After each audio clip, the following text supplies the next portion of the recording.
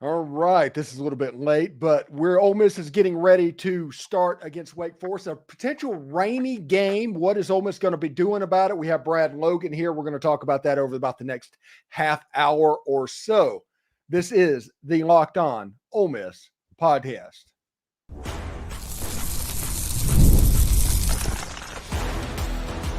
You are Locked On Ole Miss, your daily podcast on the Ole Miss Rebels. Part of the Locked On Podcast Network, your team every day. Welcome to the Locked On Ole Miss Podcast. I'm your host, Steven Willis, a 10-year veteran member of the national media and a former Ole Miss staff member as well. We bring you the inside scoop on all things Ole Miss. We have Brad Logan here to handle that as well. As Ole Miss gears up for its first road trip of the season to a potentially rainy Winston-Salem to face Wake Forest, the Demon Deacons, we're talking to Brad Logan, and we're going to dive as deep as we can into this matchup and tell you everything you need to know before kickoff. We'll break down key storylines, predictions, and how the weather could impact the game. It's all coming up on Locked On Ole Miss Live tonight. We're free and available on all the podcast apps and on YouTube, so thank you very much for making Locked On Ole Miss your first listen every day. And a special shout out to the insiders and everydayers. You're the ones who make this show what it is. And don't forget to find your second listen. Check out Chris Gordy at Locked On SEC. We're going to be doing some power rankings a little bit later on today. And Corey Burton and Locked On Vandy for other guest perspectives on college football, the SEC, and of course, Ole Miss. Be sure to give them a listen as well. We are joined by Brad Logan. How you doing, Brad? I'm doing well. Another big win for Ole Miss, and we'll see what's in store this weekend. I think it's going to be really wet in Winston-Salem for sure.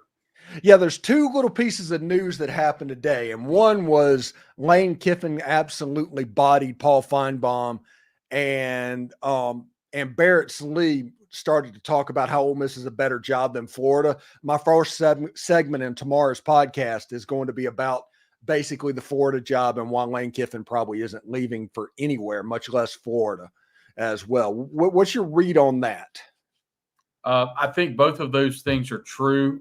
One, Paul is looking for eyeballs and ears on the SEC network, and he's getting it. I think he's getting more kickback from Lane Kiffin than probably he's gotten from any coach before. And I think had Nick Saban be more, I don't know if vocal is the right word, or just kind of more, apparent on social media back when he was at Alabama. I mean, he just never got down and dirty with Paul, so to speak. He just allowed Paul to do what he wants. But, Paul took a couple of shots at Lane. He made it out like it was a joke to kind of cover himself.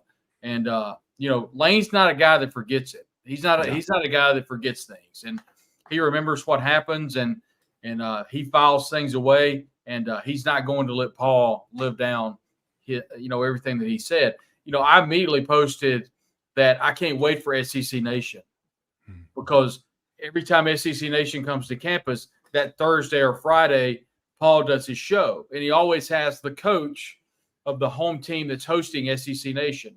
And I will be really interested to see, number one, if SEC Nation comes for the Kentucky game. If it's not, I expect them to come to the Oklahoma game. And two, will Lane be on the podium with Paul?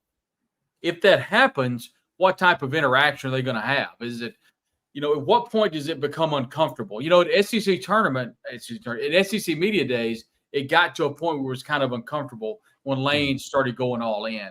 And everybody was like, okay, what's happening here? And then Paul kind of backed out and they went to a commercial. I don't know. He absolutely bodied him today. And, I expect that probably to continue over the next couple of months. Yeah, and tomorrow's show, we have a nice perspective from Barrett Lee, basically about the Ole Miss job and all of that as well. We play that on the show, so everybody can check that out. I'm not going to ruin it tonight, so you can check that out in the morning. Ole Miss has a water game, a rain game potentially against Wake Forest over the weekend. It's looking like it's about between a 65 and a 45% chance of rain, depending on where you sit day to night. It looks like as the game goes on, it's going to be starting to move out, but the temperature is not going to be very hot. It's artificial surface, which means the footing is liable to be pretty good. What are you thinking is going to happen in this game?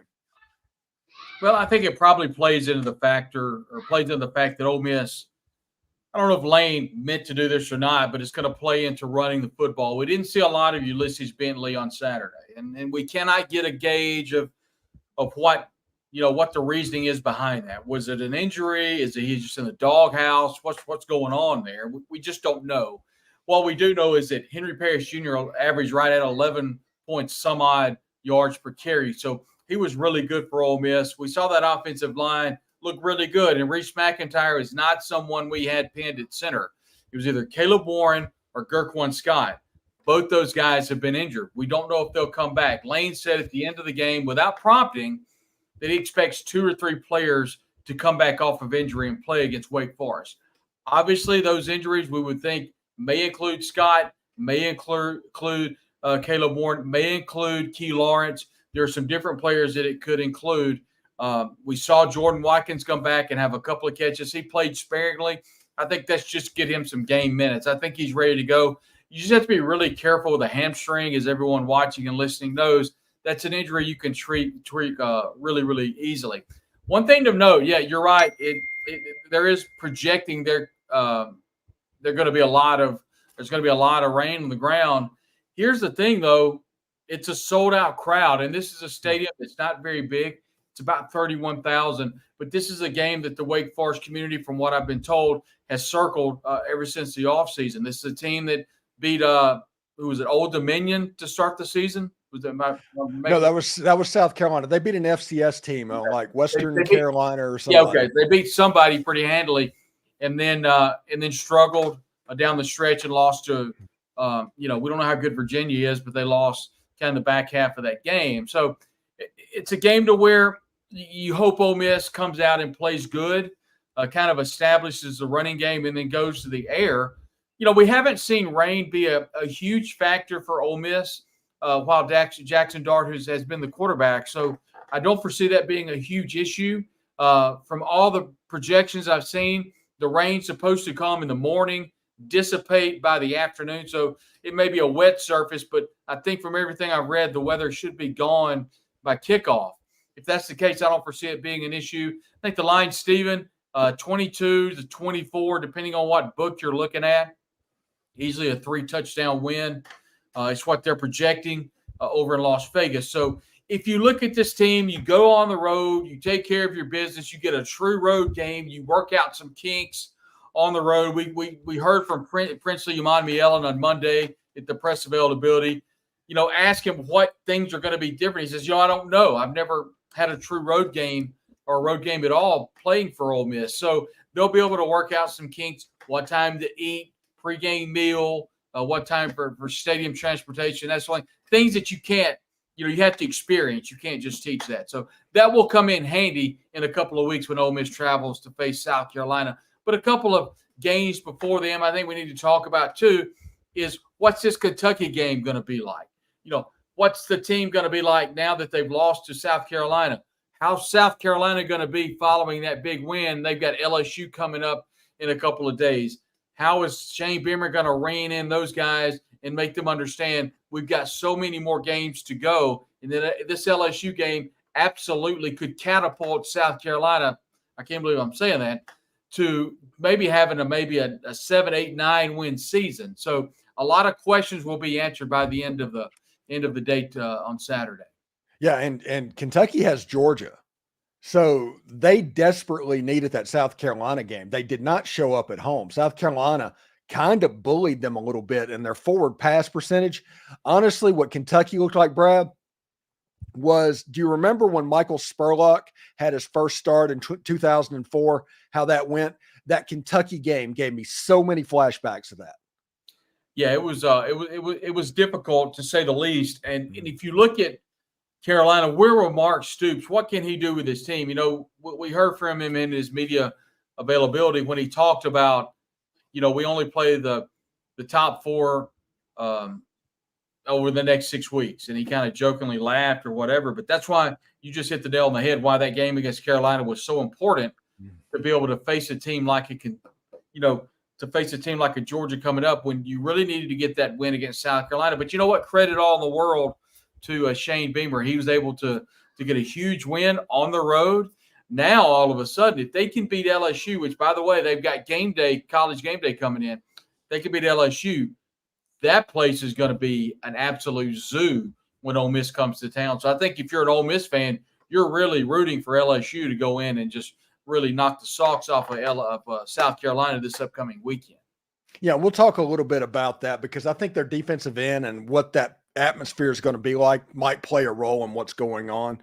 But we are talking live about Wake Forest and Ole Miss on Locked On Ole Miss Live. And when we come back, we're going to talk the first road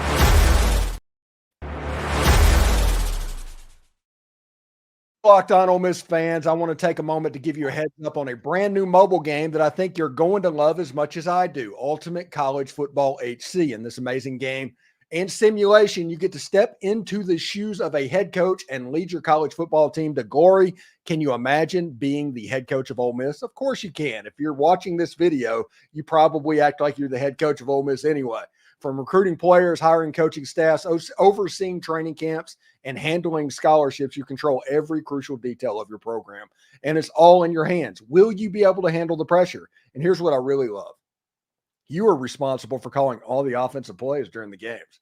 Your strategy will not only determine the success of your football season, but will shape your future and legacy of your program. Ultimate College Football HC is completely free, has no ads, and is 100% playable offline. You can play on the go as you want, when you want to do it. And of course, we have a special offer for Locked On Ole Miss fans. Use promo code LOCKEDONCFB, all one word, all caps, inside the game store, and you'll receive a free boost to your program. Make sure to take advantage of this perk as it will get your team off to a great start. To download the game, just visit ultimate-cfb.com or look it up in the App Store. Ultimate College Football HC. Begin your coaching legacy today. New partner of the Ole Miss Locked On Ole Miss podcast, College Corner is your one-stop shop for all things Ole Miss. You know, game day is just around the corner, and this week fans are going to be rocking red. So head on over to College Corner and pick up your perfect game day gear. Whether you're gearing up for football, basketball, or baseball, College Corner has you covered. They're located on Sisk Avenue, right across from the new Chick-fil-A. Getting to the store is a breeze, and they have tons of parking. And for those of you out of state, no worries. Visit collegecornerstore.com where they can turn around orders lightning quick. Trust me, this just isn't a pitch. College Corner is where I get all of my Rebel gear. So visit collegecornerstore.com or stop by College Corner today. College football is back, and it's not too late to catch up before this weekend's Week 3 action. SEC, ACC, Big 10, Big 12, they're all squad shows that are being loaded for Thursday night. You can get all that information from Locked On stable of college football experts by subscribing to the Locked On College Football podcast. Who has a chance to make the playoff, what teams will cause chaos in their new conferences, everything you need to know all in one place. Be sure to follow and subscribe to the Locked On Ole Miss podcast, or Locked On College Football podcast, part of the Locked On Podcast Network, your team every day. So, Brad, we mentioned that the weather is going to be a factor, and you talked about this being Princely Amon Mielen's first road game, but this is Ole Miss's first road game, and one of the things that I've talked about on my show is that the Tulane game and how that went a long way to determining the identity of last year's ball club. So when people talk about going on the road and just facing an American team or maybe playing Wake Forest on the road, it's more important than just the opponent. It's kind of how you set the mindset of what you're going to be. Yeah, you talked about the Tulane game. That's interesting you bring that up. Ole Miss did not play well, specifically in the first, really 3 quarters of that game. Not until Michael Trigg, it was a big, third down play, and it was a fourth down. That was fourth down. Fourth down, okay, and then you remember Jared Ivey sacks, the Tulane quarterback runs it in, and so the game was kind of over at that point. But, yeah, it took a 50-plus yard field goal from Caleb Davis Caden Davis to really put that thing into a 2-score lead. So, I think if you look back and history proves Ole Miss did not do well in that first road game last year. So I think there's some trepidation by some, being on that first road game. But I think at the end of the day, Ole Miss just simply better than Wake Forest. They were better than Tulane. They just didn't play like it. I don't think Ole Miss will walk into that type of environment they walked into last year. I mean, it won't be that type of hostile environment. I mean, believe it or not, Tulane, they had a very ferocious student section that last year I was able to, me and John Darnell were standing in the end zone where the linemen were working up, and there was some stuff that I wouldn't repeat to anybody being said at me and John and everybody in that end zone. So I moved out pretty quick, and there were some Miller Lite bottles and cans and everything coming our way. And so that was at 10:30 in the morning. But I don't foresee that type of atmosphere in Wake Forest. I do expect a really good Ole Miss contingent to travel to Wake Forest. And quite honestly, Steven, this is a different team than last year. I mean, this is a better team than last year. And I think it's been proven that you look at the skill position players, Jackson Dart, another year in the system, the wide receiver room. You got Bentley coming back if he can get things right from last week. And you got Henry Parrish running with abandon. And, this defense is, I think, going to be exceptionally better than last year. So I think this is a situation where Ole Miss comes out to a big lead on Saturday, and I expect Ole Miss to put on the brakes in the second half once again. I think Ole Miss rolls. I think Ole Miss wins big. This is just not the team that was last year. And I think a lot of that is you've got the seasoned veterans in Joe Judge and Zach Arnett. There's not enough being talked about those two analysts, and it's kind of doing them a disservice calling them an analyst because they're so integral in both the offense and the defense for this Ole Miss team. Lane even admitted it. He threw it out there without anybody prodding about, it's one thing that Jackson comes in, he does all of the things that you have to do to be an elite quarterback. There's a reason why he's as good as he is, and Joe Judge is one of those reasons. And the same could be said about Zach Arnett and Pete Golding and how good this defense is playing right now. It'll be interesting in this ballgame because you did mention in the first segment that Lane mentioned that two players were coming back that hadn't played this season. The assumption is that is going to be Jerquan Scott and Key Lawrence. And Jerquan Scott, a lot of people, whenever he came in, Joe Judge pointed out, it's like, hey, this guy needs to be looked at center. And he's the reason Jerquan Scott started taking some snaps. Is Jerquan Scott, do you think he is going to come back this week? If Key Lawrence going to get some action? And if so, obviously we know who Jerquan Scott is going to replace, but who will Key Lawrence replace? I don't know.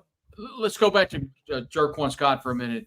I lean to he does come back. And why I do that is because you start thinking about who of significance is not playing right now that could be playing. And one of those names is Jerquan Scott. Another name is Key Lawrence, and another name is Caleb Warren.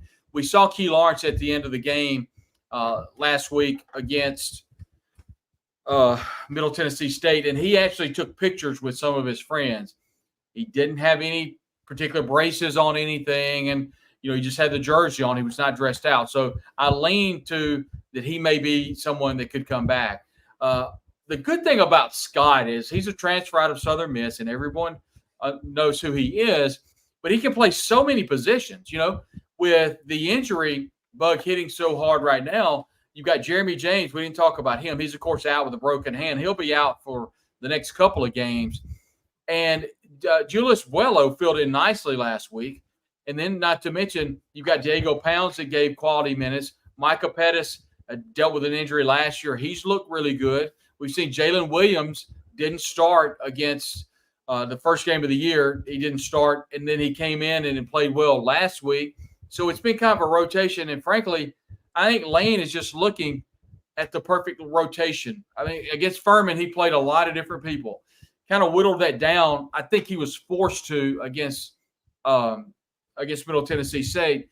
But I think this week we're going to see some things kind of come together. I think this is, from what many would like to say, a get-right week. And what I mean by that is you kind of hone some things down. You try to figure out who your first 11 are going to be. On defense, I'll be honest with you, Steven, I don't think they know who their first 16 22. Yeah. And I think it's a deal to where you're going to start with 11 and you start rotating them in. And that's a great problem to have. But I think they've got 16 to 18 people on defense that are everyday starters at most SEC programs. Offense, not so much, but they do have some people that will rotate across that offensive front. If Scott can play, I expect he will start at center, and we'll see Buello start at right guard. I really believe that. Yes, we'll talk about that in just a second. But up next, we're talking about Ole Miss football and all its glory. We're going to be continuing to talk about Key Lawrence and Jerquan Scott. So stick around. Grab a 5-hour energy shot to stay alert to watch all your favorite games. Or if you stayed up really late to watch football, you can use a shot to get you through the day to get going. 5-Hour Energy is the brand that hardworking people like you have trusted for over 20 years to give them the alert, energized feeling they need to get through a busy, hectic day. You know where to find 5-Hour Energy shots. They're right at the cash register at every convenience store, drugstore, and grocery store just about nationwide. Stock up on money-saving multi-packs to make sure you never run out of delicious, energizing 5-Hour Energy shots. And if you go to 5hourenergy.com, that's the number 5, hourenergy.com, and get some 5-Hour Energy product today. You can use my promo code, LOCKEDONCFB, you're welcome, to receive 20% off your order. This offer is only valid until September 30th on one order, and it cannot be used with other promotions. The code is also not good for subscription orders. Go to 5hourenergy.com today.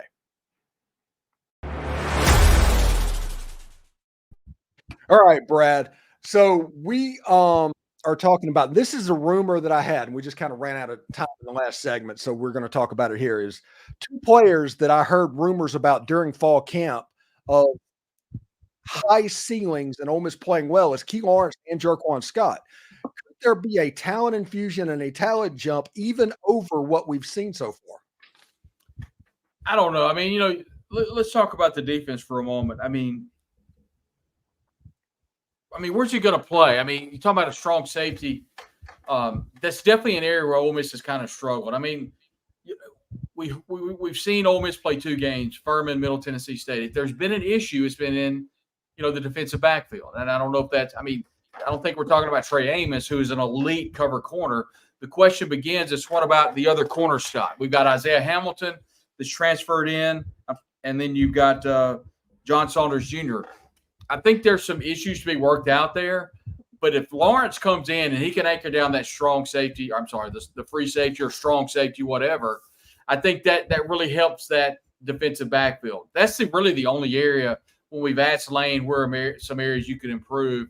Obviously, it's going to be pass, protecting the pass. And so right now I think that's definitely the spot to where you look at and see where Ole Miss can get better. All right, looking at this game, these are the power rankings that were done by Locked On SEC, our SEC site. These are the power rankings, and I thought it was interesting because mainly I wanted to give Vanderbilt their flowers a little bit. But what out of this list surprises you? I think Texas A&M at 12. I expected Texas A&M to be better. Now, it's week 3, so we've got some hay to put in the barn before we finish up our SEC power poll or what have you. But honestly, Stephen, Auburn at 13 doesn't surprise me. And the reason is because I don't understand why Hugh Freeze did not go to the portal and get a convincing quarterback. They're recruiting at a very high level. Auburn always recruits pretty well, but this year is really, really high level for them. I don't know, Stephen, if Hugh finishes 5-7 or 6-6, if he's allowed to come back next year, I'm very surprised, frankly, that he didn't go to the portal and get a quarterback. Everything else is kind of chalk, I think. Maybe Carolina a little high, but Oklahoma, coming in. I like Jackson Arnold a lot. I think Oklahoma is going to be a heck of a foe for Ole Miss when they come to Oxford. I think they may be a little bit better than people are giving them credit for. But right now, yeah, Auburn's really sticking out, and Texas A&M. I think there's going to be some highs and lows with the SEC for sure. And I think we'll see some highs out of A&M. I'm not so sure about Auburn right now. Auburn, for the first time, I saw some of their media turning on Hugh Freeze after this last game to where you can see that. And one more bad loss this season, and I think we need to look at, just like you said, there's a chance he could get Harsined. Well, you look at what happened at home. It was 21-7, and they were kind of dead in the water. And this is a game that Auburn needs to win. I don't have Auburn's schedule in front of me, but I know they have the SEC coming up. Mm-hmm. And the problem with that is, I've said it 3 times. I'll say it the 4th time. Peyton Thorne is their starting quarterback. I mean, is this a deal to where Walker White is going to be their new quarterback? He's going to be really good. It was someone that Ole Miss really wanted and felt like they may have a chance of getting committed to campus, and he committed to Hugh Freeze and to Auburn. But is it time to put him in the game? And one of the media members you were talking about, I think it was yesterday. It was at the press availability. Mm-hmm. Said, Coach, are you 100% with Peyton Thorne? And in true Hugh Freeze fashion, he took 30 seconds and finally said, I guess anything can happen. So is it a situation where we may see him? I don't know. It does not feel like Peyton Thorne is the answer for Auburn. Yeah. You go over to Locked On Auburn and listen to Zach Blackerby, who's just the GOAT on this platform, by the way. He is completely turned on Peyton Thorne, not necessarily Hugh Freeze, because I think he understands what they're doing in recruiting and he's scared to death of that. But I think he is like right there. He is just before calling for a benching of Peyton Thorne. Well, Steven, real quick. So they've got New Mexico coming up on Saturday. Then they'll host Arkansas. Then they host Oklahoma, at Georgia, at Missouri, at Kentucky. Host Vandy, ULM, Texas A&M at home, and at Alabama. Out of all those games, ULM and New Mexico, although they lost to New Mexico State last year, those are really the only 2 given wins. Because I'm not giving them Vandy, and I'm not giving them A&M or Alabama or Kentucky or Missouri or Georgia or Oklahoma or Arkansas. Where's the Kentucky game? It is in Lexington. Ooh, okay. Yeah, I'm not – listen, and we all know about how Hugh Freeze does with Vanderbilt. We've seen that movie, and all of the New Mexico State players that beat them last year, all their best players are now playing for Vandy. They're playing for Vandy, yeah. Yeah, and how about the fact that Vanderbilt, they're a good team right now. They're a legitimate SEC team right now, and I'm proud for them. I am too, and I always kind of follow that program. What's interesting for Vanderbilt is everything in the SEC, really in college football for that matter, revolves around 2 things. And Nick Saban said this on College Game Day. Revolves around culture and revolves around skill players. Right now, Clark Lee has completely invigorated the Vanderbilt program. He did so last year when they only went 2-10, but he kind of changed the program. He changed the trajectory. He changed the culture. Now he's changed the skill positions because their running back room is much better. Cedric Alexander is a really good running back. And then, of course, Diego Pavia is the quarterback. Now, yeah. Steven, since we're now a Vanderbilt podcast, let's take a look at what Vanderbilt has in the upcoming weeks. All right. So Vandy is 2-0. Let's try to get Vanderbilt to 6-6 with what I'm about to read. Okay. Okay. At Georgia State, very winnable. Mm-hmm. At Missouri, not so winnable. Alabama at home. At Kentucky, very winnable. Mm-hmm. Ball State at home, very winnable. Then we get dicey. Texas at home, at Auburn. Can you imagine if that game is for their 6th win to where they're going down there with that New Mexico State? Oh, my goodness. That may be the game that Hugh Freeze goes. I need that game more than air. Okay. Come home, face South Carolina. Yeah, and that's their other opportunity to get to a bowl game. Not yet. At LSU, that's tough. They don't play well at Tiger Stadium. Let that last game against Tennessee be for a bowl game. Yeah. Should be really fun. Skill players and culture. Vanderbilt has 2 of those. I like Vanderbilt this year. All right, Brad, what do you got going on at Logan Digital Media, Inside the Rebels, and all that stuff this week? Well, we've got some news with our Red and Blue Crew podcast with David Johnson. We can't release it yet, but we've got some big news coming with that. I'm headed to Winston-Salem for the Wake Forest Ole Miss game, so I'm excited to bring content for that. My game I was doing the Northwest East Mississippi Community College game on the way to Memphis to the airport, and that game got washed because of the tropical storm, or hurricane, whatever it is. They have moved that, so I've lost that game. So not doing anything then, and of course I'll be flying out on Friday, so no high school coverage. It's all Ole Miss and Wake, and so excited about post-game coverage for that on the Logan Media Network, and of course the BLEAV in Ole Miss podcast. All right, Brad. Thank you very much for coming on the show today, and we'll talk to you later, bud. You bet. All right. All right. Thank you for making the Locked On Ole Miss podcast your go-to source for Ole Miss sports information. We pride ourselves on offering the most comprehensive perspectives, which is why we're the #1 Ole Miss podcast out there, and your support means the world to us. Thank you so much for making Locked On Ole Miss your first listen today. Now go check out Locked On College Football podcast. From NIL deals to never-ending conference realignment rumors, Spencer McLaughlin gets you ready for an exciting season on the gridiron. You can find the link down below to Locked On College Football in the description, so you don't even need to search. As part of the Locked On Podcast Network, your team every day. And also exciting news, you can now become a Locked On Ole Miss Insider, the best and easiest way to stay updated on all things Ole Miss sports. It's a texting program that sends you notifications of everything relevant without the hassle of message boards filled with trolls. Enjoy a 14-day free trial and experience the future of college sports coverage. We're adding new perks as we grow, so do not miss out. The link is down in the description. For those watching on YouTube, thank you very much, and we'll see you tomorrow. We're going to talk about the Florida job and the Paul Feinbaum feud tomorrow, so we'll see you later. Hotty toddy, everyone.